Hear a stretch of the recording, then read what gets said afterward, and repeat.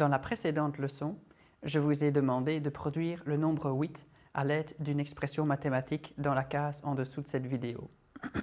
La solution la plus simple pour produire le nombre 8, en fait, c'est de juste taper 8. Dans ce cas-là, puisque 8 c'est 8, ça aurait produit 8. Maintenant, il y a plein d'autres solutions.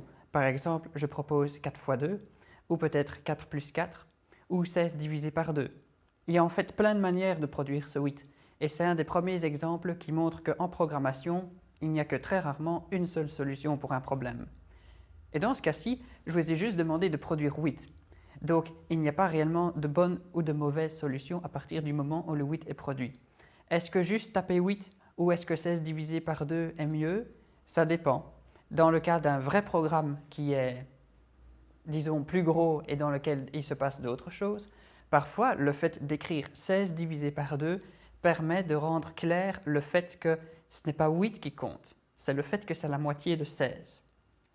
Dans d'autres cas, juste écrire 8 est plus pratique. Dans certains autres cas, écrire 4 plus 4 aurait pu indiquer que si on a 4 paniers et 4 œufs, au total, on a 8 objets.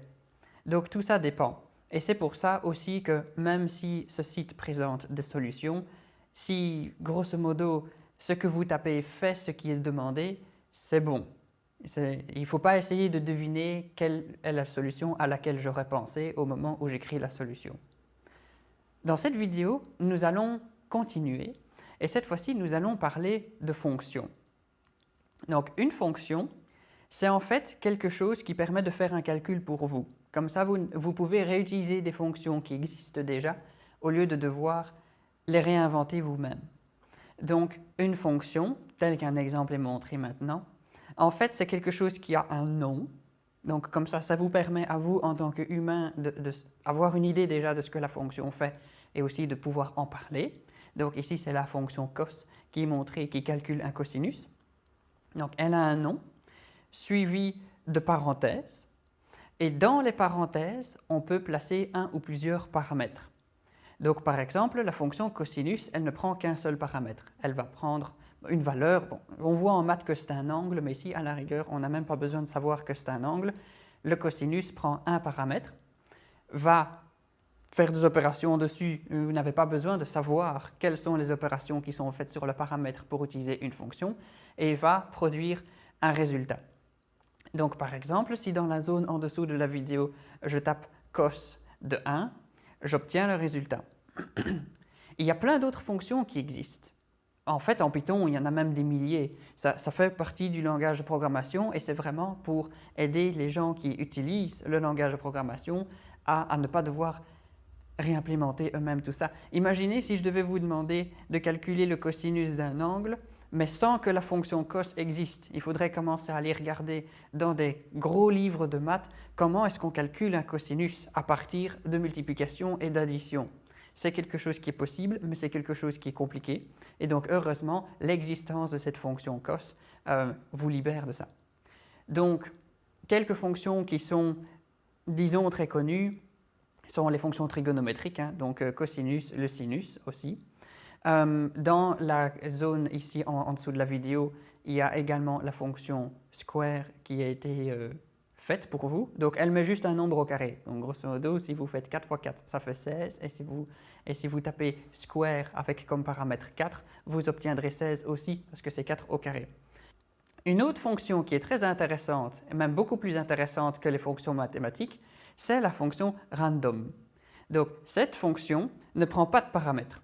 Donc, on voit qu'entre les parenthèses, il n'y a rien du tout. Il faut encore toujours mettre les parenthèses, parce que ça fait partie de comment est-ce que Python sait qu'on utilise une fonction, mais on ne doit rien mettre entre les parenthèses. Et la fonction random va renvoyer un nombre, à virgule, aléatoire.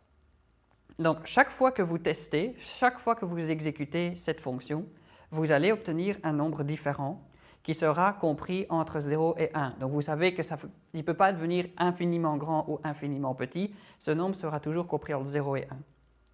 Et c'est en fait une fonction qui est en fait très difficile à implémenter parce qu'un ordinateur est très mauvais pour générer de l'aléatoire, mais bon, il le fait quand même. Et c'est une fonction qui est vraiment très pratique pour, par exemple, les jeux ou avoir des choses qui se passent aléatoirement, disons un personnage bouge mais il ne fait pas toujours la même chose. Et dans la prochaine vidéo, on fera bouger une petite tortue. Donc tout en bas de la vidéo, il y a la zone de texte, puis il y a le résultat, puis il y a une espèce de carré noir dans lequel pour le moment il ne se passe rien. Mais dans la prochaine vidéo, on va y mettre une tortue et on la fera se déplacer aléatoirement et pour ça, on aura besoin de la fonction random. Voilà, donc il y a d'autres fonctions encore qui sont disponibles, mais ça, on en parlera progressivement dans les vidéos suivantes. Et donc, cette vidéo-ci est particulièrement courte parce que c'est juste s'habituer à appeler des fonctions. Et donc, ce que je vous propose comme exercice, en fait, c'est deux petits exercices. Calculer des sinus et des cosinus de différentes valeurs, donc des nombres à virgule. Faites-les soit grands, soit petits, plus petit que 1, plus grand que 1, négatif ou positif. Le deuxième petit exercice, c'est en fait jouer avec random. Donc là, en fait, il n'y a pas grand-chose à taper puisque c'est juste appeler random sans paramètres. Assurez-vous que vous savez le faire et que ça fonctionne. Et ensuite, appuyez sur exécuter plusieurs fois pour voir que ces nombres sont en fait à chaque fois différents. Je pourrais éventuellement vous demander de faire ça jusqu'à ce que vous voyez 2 fois le même nombre, mais ce serait vraiment pas gentil de ma part parce que la fonction random a été faite pour qu'il faille des dizaines de millions d'appels à la fonction avant qu'un 2 fois le même nombre ne ressorte, donc ça prendrait beaucoup de temps. Et voilà, et dans la prochaine vidéo, on fera bouger une petite tortue en bas de la page, donc ça nous permettra de sortir de cet aspect très mathématique qui est toujours la base des langages de programmation et en fait ce qui nécessite plutôt de connaître des choses en maths et moins en programmation.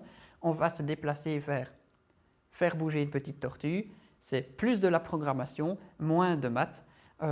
Disons que personnellement je trouve ça plus amusant aussi de faire bouger une tortue plutôt que de calculer des sinus et des cosinus.